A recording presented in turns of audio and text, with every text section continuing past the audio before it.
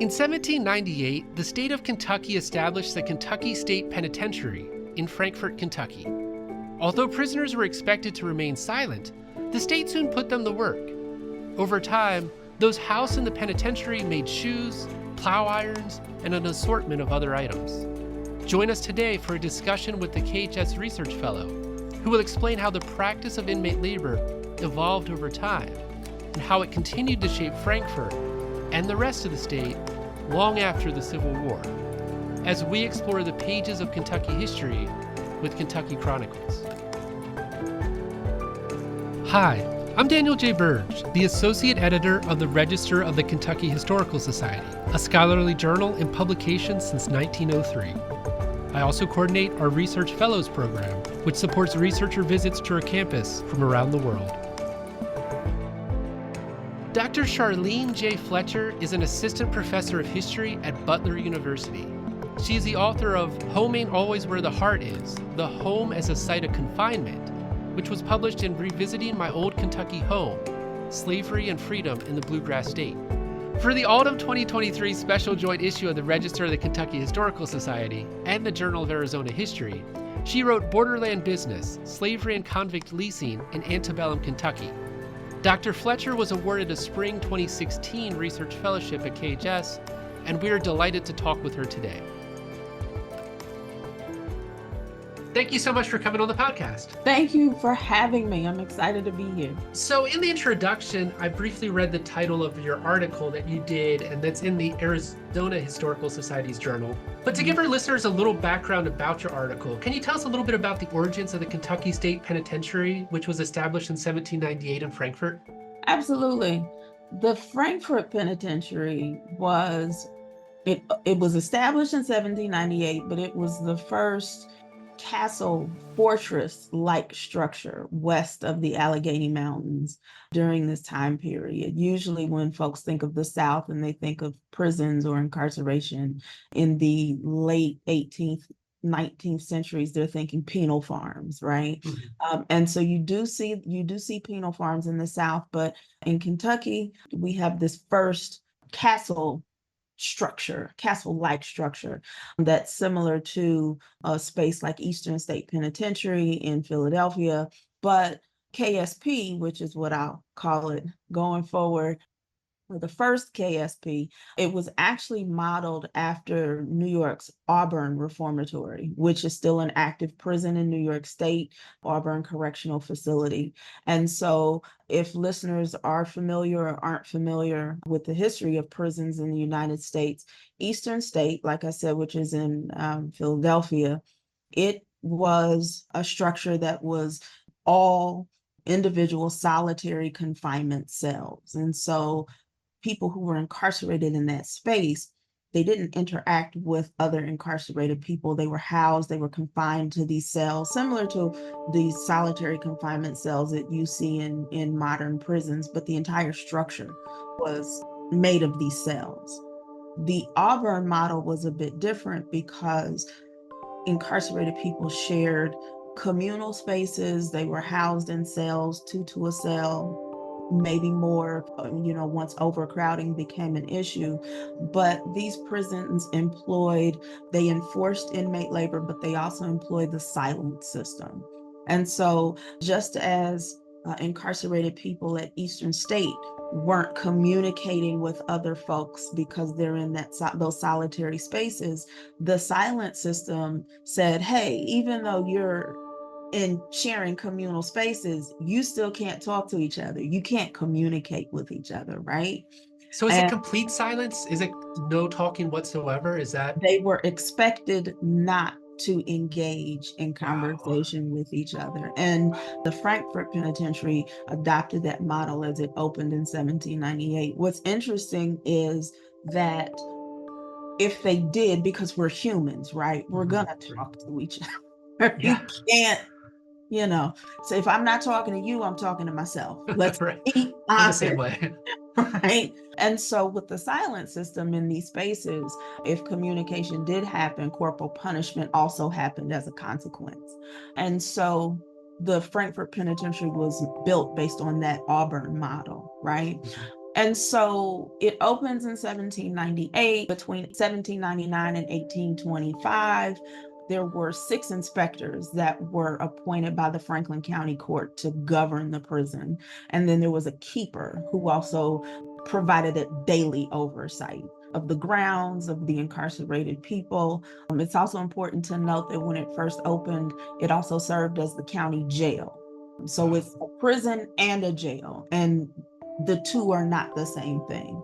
Prisons are designated for folks who have been convicted of felonies, serving a year or more in the state sanctioned facility. A jail has a more transient population because you would typically spend a year or less. It's possible to spend a day in jail for crimes that are less than a year, that warrant a less than a year of incarceration. In our modern day, you don't see it. Is very possible for folks to spend time in jail longer than a year, but in theory, those are the differences. So the Frankfort Penitentiary served as both when it first opened. In its early years, incarcerated people worked inside the prison. They made shoes, they made tools and nails, they made copperware, and there were a high number of escapes. So this idea of prison labor, yes, it took place at the Frankfort Penitentiary, but it wasn't always as profitable because the labor force was consistently escaping. But the cost of building maintenance and just daily oversight and the number of escapes that actually took place, this need to increase security, the General Assembly at the time in the 1820s said we need to find another solution for the management of this prison.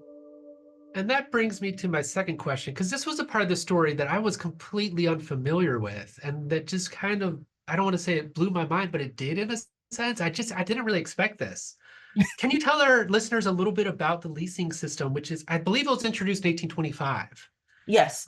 But why did people bring this about, and what kind of struck me as a reader, why do they think it's successful? And I put that in sort of quotes because I don't think we'd see it as being successful, but what is this system, and why do they seemingly use it for a very long time? Well, basically, in 1825, like I said, you have this prisons aren't cheap. Like, let's just Right. be clear. They're not, they're not cheap to run. They're not easy to maintain. And I'm not talking just in the 19th century, even in the 21st century, it's not this cost-effective measure. So they're expensive to build, they're expensive to maintain, but they also can be a incredible source of revenue. And so that's what you see through the remainder of the 19th century and even into the 20th century, even once we move past the lessee system. The General Assembly decided to move to this system, and what it is they are literally leasing the prison itself and everything inside of it, including the humans, to one individual, right? And so the lessees were appointed to 7-year terms by the General Assembly, and they were given this full custody, this oversight of all of the management of the building and the incarcerated population held within. And so what ends up happening is those who are appointed, they're required to pay, they're given in advance by the Commonwealth for materials and everything that they have to, everything they need to either make repairs or to get started in that 7-year term as lessee. And then everything else after that is up to them. And so they're paying the state rent essentially, but they're also required to repay not only the advance, but interest, a 6% interest on the profits that they earn. Well, how are they earning profit? Well, the lessee, again, is responsible. They are renting the building and the people.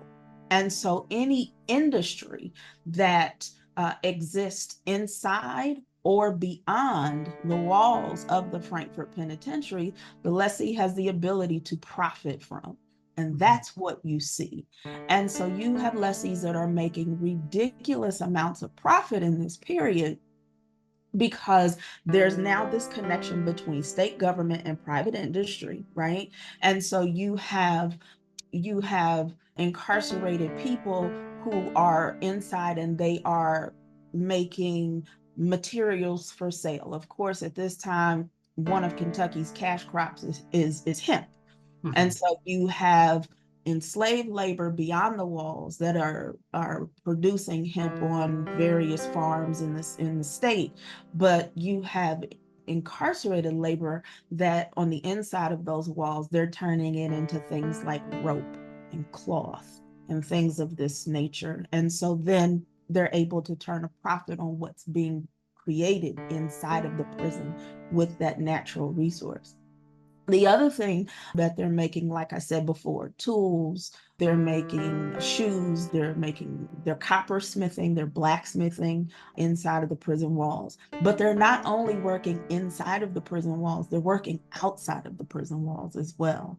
And so you do see incarcerated people who are working on nearby mines, they're working on nearby farms. And so basically that lessee has the ability to contract or sell incarcerated labor to other businesses beyond the prison, right? And it becomes dangerous, especially for those who are working in mines, right? And so folks are getting hurt, people getting killed in questionable labor practices and things of that sort. But what's interesting is that the money that the lessee is bringing in, because again, he only has to pay a certain percentage of his profit back to the General Assembly, right? So he's able to continue to rake in dollars. And whether it's in another mine or whether it's on a private farm, you see that the lessee is benefiting both personally in their businesses, but as they're utilizing the prison to serve their businesses specifically. Harry Todd is the longest, I think, serving lessee, and he also had a private farm, and at any given time he had up to 75 incarcerated men working on his farm, and they even built his house. And so you see that sadly there are financial incentives for the lessee, but for the state, again, they've leased this property and these people. So technically they don't, I don't have to worry about the day-to-day logistics of this because this individual has this 7-year term to do this. And so while it seems like it's cost effective, while it seems like it's a benefit to the Commonwealth, it actually is a space that breeds corruption, because how are these lessees making money? How are these people being used, overworked, abused for the purpose of profit, right? And so what I've really described to you is convict leasing. And a lot of times, when historians talk about convict leasing, we focus on the aftermath of the Civil War, and we talk about race and the rise of mass incarceration and how you see convict leasing used in the Deep South in order to revive Southern economies, right? Alabama, Mississippi, Georgia, South Carolina. But Kentucky's doing this long before the Civil War shows up, so again, 1825. And so it serves as a way to bolster profits for the individual lessee, for private industry, but it also takes the onus off of the government from actually maintaining the facility that it's set out to build. It seems like it's also a nice way to kick back to the friends who have enough to secure those contracts. I mean, a lot of that, it seems like that's just ripe for corruption.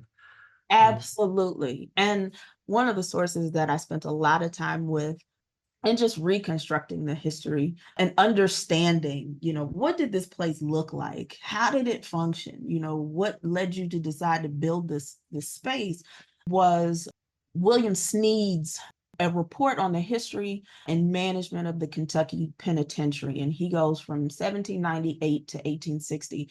And Sneed was the prison physician. And so he compiled a lot of these reports. going back to the very beginning, and he did a sound analysis, what's changing, what's not changing, these types of things. And he notes the very real possibility for corruption using this system by placing the responsibility and the onus on private industry in order to manage the lives of incarcerated people.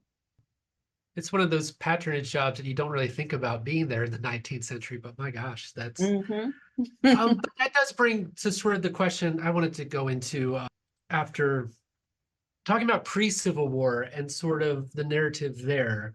Why doesn't the Civil War end this practice, or why does it just sort of segue afterwards? Is it because people still see it as being profitable? Is there a reason that this sort of continues? Or do they actually see Kentucky as like an example of, oh, this works? Well, I think that the key reason why this stays in place is because the war bolsters the prison population. So now there's more people to deal with, right? And so you have two groups of people, newly incarcerated people, that you see coming into this space after the Civil War. And first, the first group are soldiers, both Union and Confederate. And so between 1859 and 1866, the prison population, it increases, and it's admitting soldiers from both sides for a whole host of things. And so you have folks who are being admitted to the prison for assault, for rape. So Union soldiers and Confederate soldiers who are being arrested and convicted and confined for rape, assault, robbery. But Confederate prisoners are also being confined for guerrilla activities. And so these are ambushes. They're raiding different types of acts of war that support the Confederate cause. And so they are being incarcerated, so the population is going up, and they are engaged in the same types of labor, regardless of conviction. They're engaged in the same types of labor. And you also do see, remember I said at the very beginning that escapes were present in the very beginning. A number of escapes you see is a similar number of escapes in this during the Civil War. But after the war, the second group that begins to rise in population are African Americans. And you see that all over the South. And so again, brings us back to the conversation of convict leasing and the criminalization of Blackness after the Civil War. And so we go from slavery to, okay, we've got millions of newly emancipated Black people, not just in Kentucky, but all over the South, right? And so they are looking to define their own lives, their own experiences of emancipation, but they're also clearly met with racism, white supremacy, and a desire to maintain the status quo, right? And so what we begin to see are African Americans that are penalized for a whole host of things. One of the books that the audience can check out, there's several, I should say, but check out Douglas Blackman's Slavery by Another Name, Khalil Muhammad's Criminalization of Blackness, and then to see how these connections are made with our current mass incarceration system, how it leads into these things. The New Jim Crow is another book that folks can check out. I think and there's plenty of scholars who examine the ways in which this system later shapes what you see happening in the 20th century. But that's what's happening in Kentucky in this time period. And so at the close of the war, you have about 200 incarcerated people in the prison. But by 1868, Black people comprise about 38% of that population. And then by 1879, it's 55%. So you see that escalate. And it's not just Black men who are being arrested. There are women that are in this space during this time. Women are incarcerated because, let's keep in mind, the Frankfort Penitentiary was a co-ed prison. Let's throw that in the mix. This was not just a male facility. This was a co-ed institution. Yes, there was a women's cell block, but they were housed in this space, in this prison, together. And so women are here in low numbers, of course, before the war. There's even, I remember seeing, and I can't call the governor's name right now, but he makes an address and he talks about the moral compass of women and the fact that the prison is filled with men, but there might be one woman that's there. And so this is mid 1800s, but then you see more women who are being incarcerated. And after the Civil War, if anything, you see more Black women being incarcerated as well. That forms like a perfect segue to my next question. So that was a really, really good answer. One of the things I always like to do is talk to folks about their experiences at the Kentucky Historical Society. And I saw that you were a fellow here in 2016. I believe it was spring of 2016. Mm-hmm. And your dissertation, which sounds fantastic, is Confined Femininity, Race, Gender, and Incarceration in Kentucky, 1865 to 1920. Now, I'm not going to put you on the spot and ask you to give the whole elevator talk for the book, because I do know there's a lot in there, and a lot in the dissertation, and we'll talk about sort of that book project as it evolves. But for the sake of time, can you tell us a little bit about this story? What do you unpack in the dissertation? What was that project sort of about?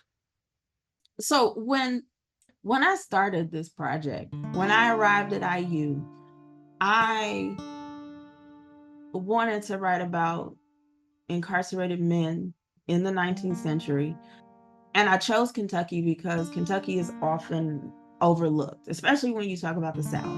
You know, you hear convict leasing and people immediately go straight to the deep South. And so I wanted to show Kentucky some love, number one, because, you know, why wouldn't I? It's great. We always appreciate that too for the podcast. But my family is from Kentucky. My mother's family is from Kentucky. So I had a connection there. And I made the connection before I came back to IU. I ran one of the largest prison reentry programs on the Eastern Seaboard in New York City. And so my approach was to merge my practical experience as a criminal justice professional with these wonderful skills that I obtained becoming a professional historian. And so I was digging into the archive, just trying, I need Kentucky's history. When did y'all start incarcerating people? And I came across this timeline with the National Corrections Institute. It was published by the state. And I see these 1897 prison scandal, inmates pregnant. I said, "Who's pregnant? You can't tell me that and me not go look." And so I started looking. And so the project itself reconstructs the lives of two African-American women, Fanny Keys Harvey and Lila B. White, who were both incarcerated together at the Frankfort Penitentiary between 1892 and 1901. And so I started to reconstruct their lives, wanting to understand the dynamics of the prison. But what the project actually does is it expands the definition of confinement. So we tend to think about jails and prisons when we think about confinement. But I was curious as to how they got to prison. Why are you there? What were the circumstances leading up to that? How were you confined before prison? And what led you to make decisions that put you in prison? And so for these two women, the confinement was the home. They were both victims of domestic and familial abuse. They were impoverished, Fanny more so than Lila. Lila came from a middle-class family in Lexington. Lila lived out, so she lived at home and went to work as a domestic for the county comptroller, but she was abused at home. And so that forced her to work late. She learned how to read by working in the home for the county comptroller. And she got fed up with the beatings. And so she poisoned her family with arsenic when she was 16. And that landed her at the Frankfort Penitentiary. Fanny is a bit different. She was a domestic worker. She had a son. She was originally from Bourbon County. But the the wages that she made, just it wasn't enough to take care of her and her infant son. And so she turned to the informal economy. She ran numbers. She was a stick-up girl in branch alley. So when there would be men that would come and frequent the gambling houses or the brothels, and she would take from them and to make ends meet. And so she had a lengthy rap sheet, as did her common law husband, but he was rather abusive. And so she got tired of his antics, and she attempted to cut him one day in Covington, and he jumped out of a window. And the police came to respond, and she was hysterical because she was fed up. And so in her moment of rage, police officer manhandled her, and she responded and she cut him. And so she was sent to the prison for malicious cutting, and she spent 5 years at KSP. That's the long story as to how I got here, but that's how I got here. I have to say though, I love when I talk to guests on the podcast about stories that center people. It makes it so much more interesting when you see that these are people living at certain times and these are the events that they're going through. And I think when you can bring those stories alive, there's just something to that really makes it interesting.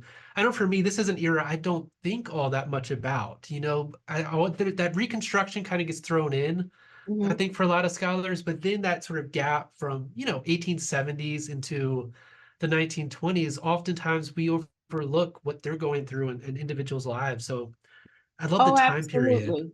Oh, absolutely. There's a lot happening. I mean, a lot of things are happening in this time period that, craft the America that we're living in right now.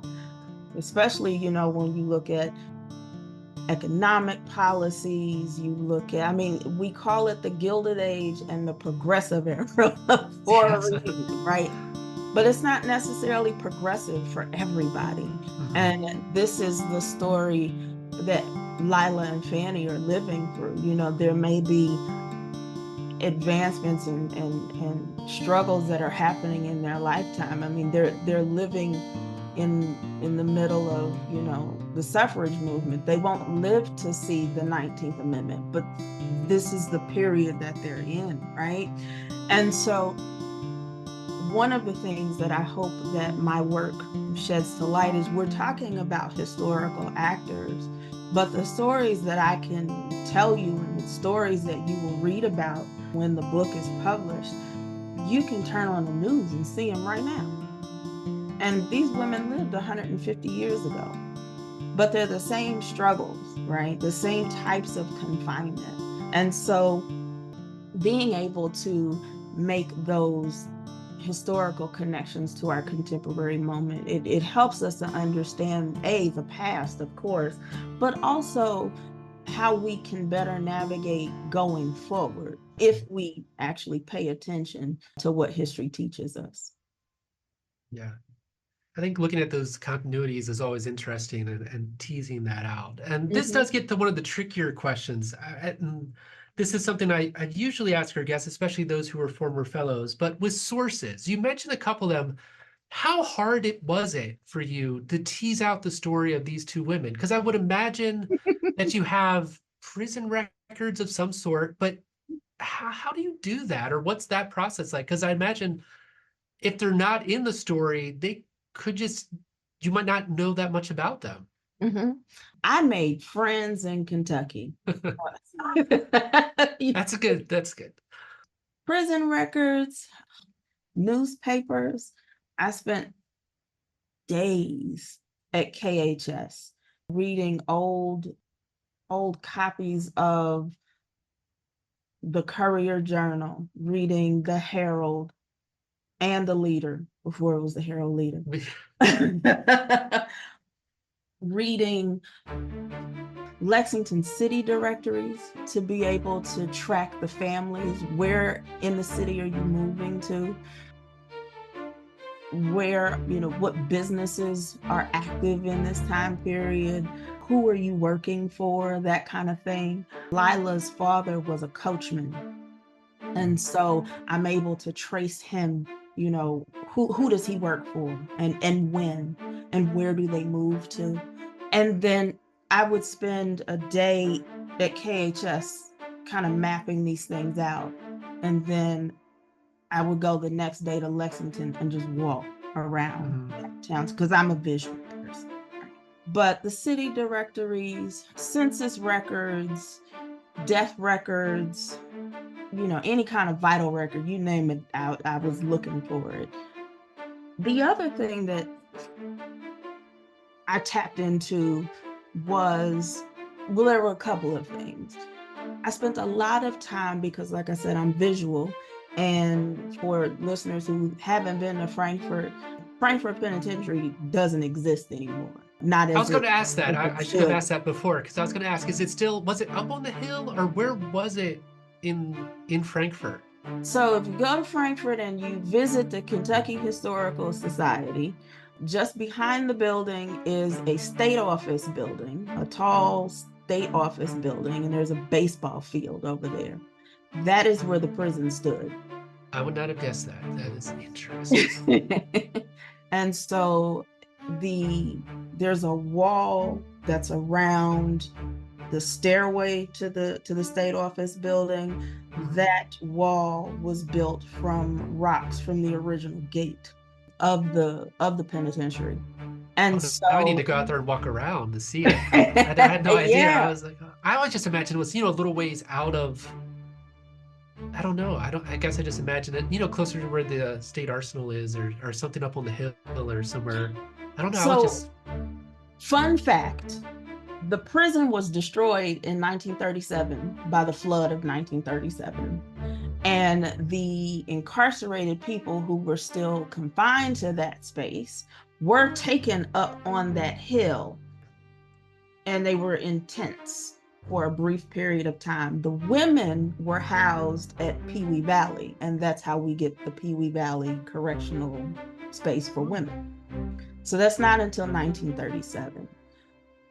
But there's an image collection at KHS, Wolf, Gretter, Cusick, and Hill, and it's a collection of negatives. And so I relied on that quite a bit so that I could see what this space actually looked like. So, and not just the space itself, but the people in the space, because there were images of incarcerated people, there were images of the guards, the various spaces, the workshop areas, the cell blocks. There were a ton of images in that collection, and a couple of others that were wildly useful. The city directories, like I mentioned, but there were also still, again, going back to making these connections, it's not just necessarily, 100-year-old documents that were of interest that helped me make the connections. There's a quilt in the KHS collection from I believe it's the Bosch group at Pee Wee Valley, and it's a group of incarcerated women who are survivors of domestic violence. And so each square on that quilt there's a drawing from an incarcerated woman where she's reflecting on her experience or her life. And some of the elements that you see in both Fannie and Lila's stories, you can see on that quilt that's there in the collection. The other collection that I used at KHS was the Bennett Wall collection. And Bennett Wall spent a lot of time studying William Goebel, because this story has a Goebel connection. It's Kentucky, yes. And so I spent a lot of time digging through the Bennett Wall collection to learn more about the man that he studied for years. And the Bennett Wall collection has a lot about not just Goebel's time as governor, but his early career as well. And so for those who are listening who have no idea who William Goebel he was a governor of Kentucky for 4 days. He is the only governor in U.S. history to be assassinated while in office, if I'm not mistaken. And he is connected to Fanny and Lila because he, A, was a private attorney in Covington when Fanny was arrested. And then B, he was the president of the Senate during the scandal in which Lila's pregnancy becomes known and Fanny testifies before the state Senate. And so that was the other big piece of the puzzle for me, was being able to go through those massive Senate journals and finding, I know there were hundreds of pages of this testimony regarding this scandal. And Fanny is called to the stand by William Goebel and C.J. Bronston, he at the time, before he went into the Senate, he was the Lexington city attorney. And so he had prosecuted both Lila and Fanny several times before. And so they knew who they were putting on the stand when they called Fanny to testify. And so she spoke to the abuse in the prison. She spoke to the conditions in the prison.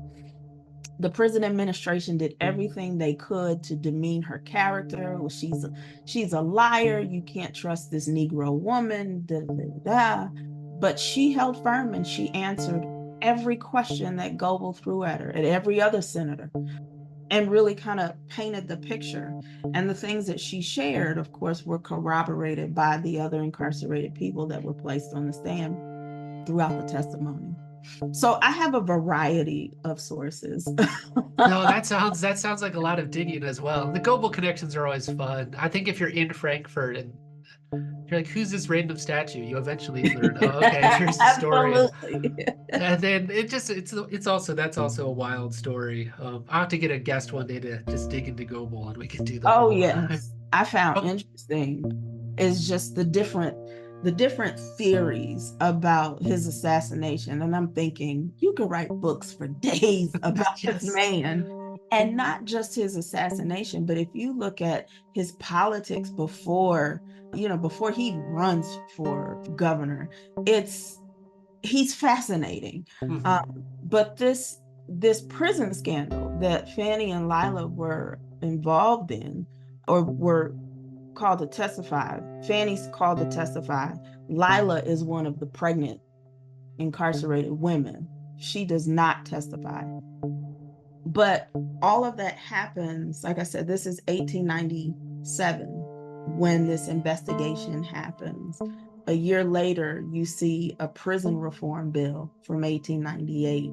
A year later, I think it's a year later, you have Goebel's election reform bill, or that might be 1898 too. He puts forth the election reform. Bronston puts forth a prison reform bill. So this scandal happens on the heels of all of these other reforms that are happening in Kentucky politics at the time.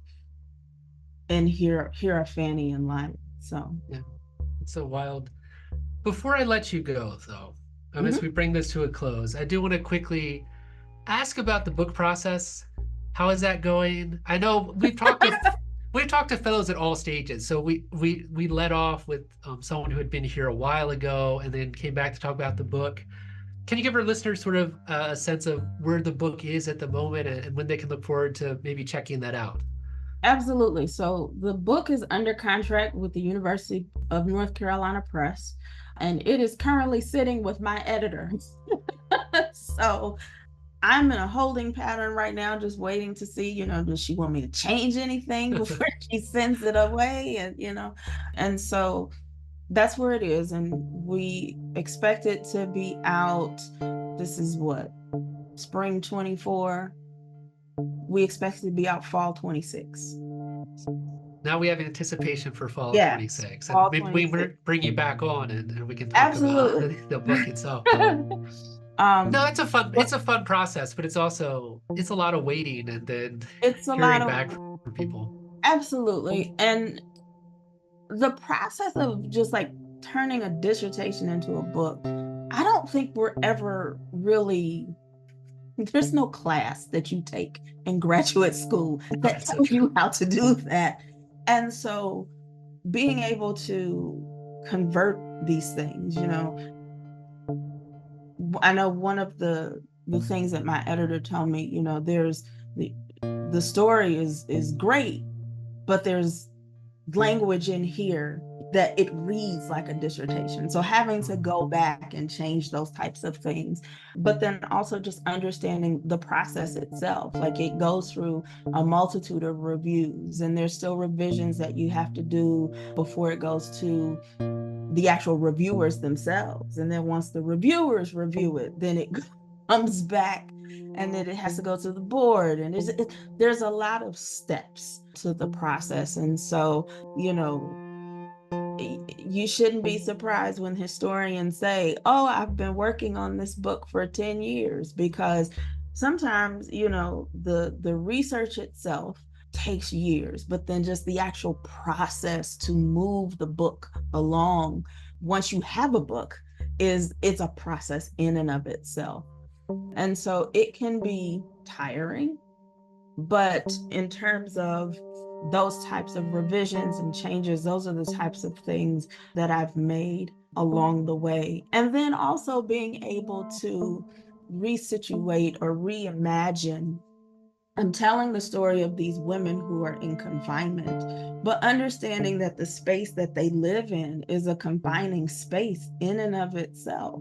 Kentucky is a site of confinement, right? And it's not just the prison, it's how the space is shaped. You have Kentucky as a part of Virginia in its earliest of forms before it joins the Union in 1792. But then also understanding that, Kentucky is this new space for expansion shortly after the Revolution. And what does that look like? You have all of these military outposts. You have poverty in these spaces. There's a lot that's happening. And so understanding that, our ideas or our conceptions of confinement they should be much broader than just, a stone wall and iron bars. What confining circumstances have we been in that led us up to this point? Slavery is a form of confinement, obviously. What does that look like for Kentuckians? How does that impact emancipation? Because it's going to look a bit different than what it looks like in a place like Georgia or South Carolina. So those are the types of changes that I had to consider and make and reconsider in doing the edits to the book. Yeah, I think if there's one thing I always hope with this podcast, it's that as we talk to people, our listeners can get a good sense of just how long of a process it is. Mm-hmm. Even we get in fellows here who are here sometimes, and you're going, okay, this is going to be a dissertation. So they're sort of at that stage, or we get those who are, farther along, or even if it's a second or third book, it takes time. It's always worth it. But that's why I like to talk to folks and sort of talk about that journey, because I do think it's worthwhile to get that story out there. Absolutely. Even before we get the book, even though we always enjoy the book, because then that gives us more to talk about. Absolutely. Well, thank you so much for joining me today. Thank you for having me. This was fun.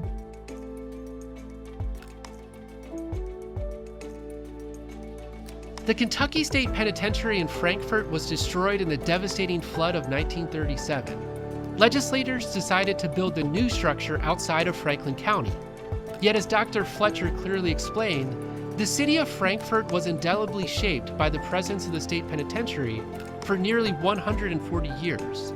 Thanks to researchers like Dr. Fletcher, we can begin to know a little more about the men and women who were confined there, and we can better understand the enduring legacy of the convict leasing system.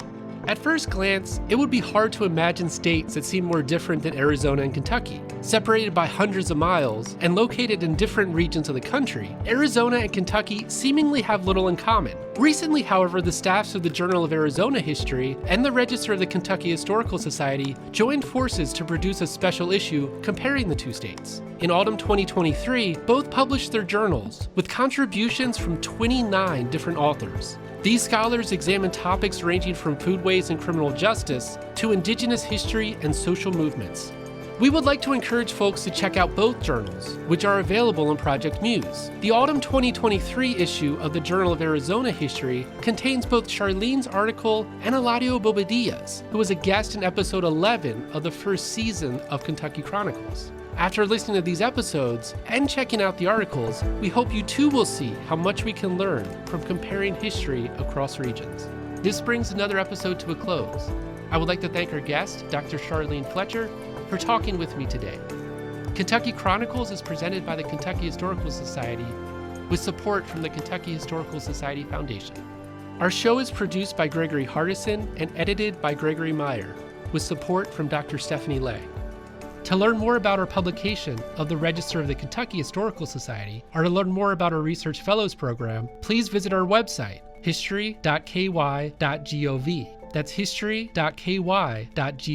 If you have enjoyed our podcast, please subscribe and be sure to tell your friends and colleagues.